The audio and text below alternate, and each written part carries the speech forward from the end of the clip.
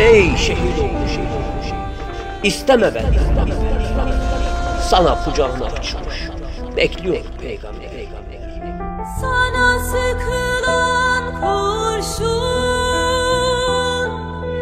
ciğerime saplanır. Bilmem bu acı nasıl yüreğimde saklanır. Bilmem bu acı nasıl yüreğimde saklanır. Can verdiğin bayrağın tabutuna sarılmış. Sana yüce Yaradan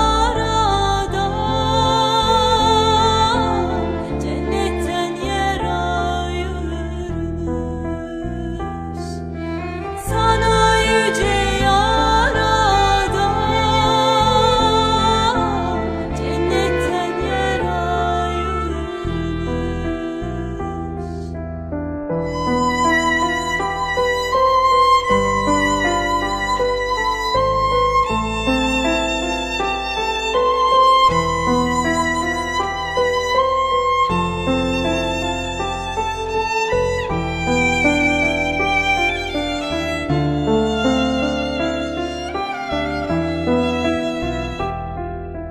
Şehidim rahat uyu,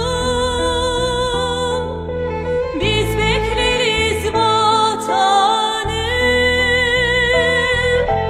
Bu millet affeder mi sana kurşun atanı? Bu millet affeder mi sana kurşun atanı?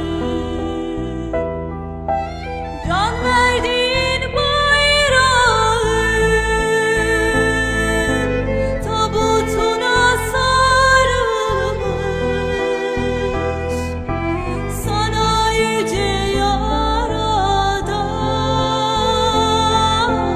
cennetten yer ayırmış. Sana yüce Yaradan cennetten yer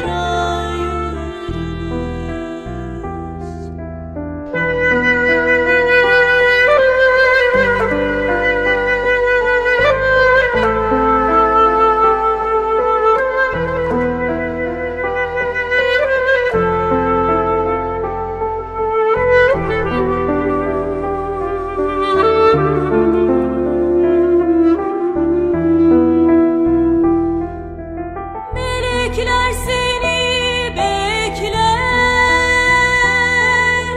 hasretle gökyüzünde. Sen her şeye değersin milletinin gözünde. Sen her şeye değersin milletinin gözünde.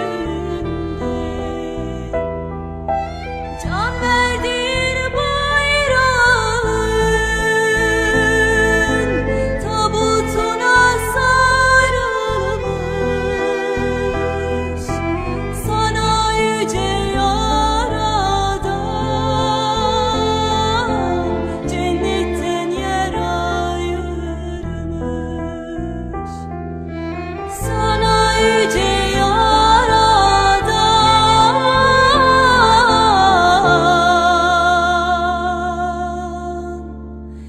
cennet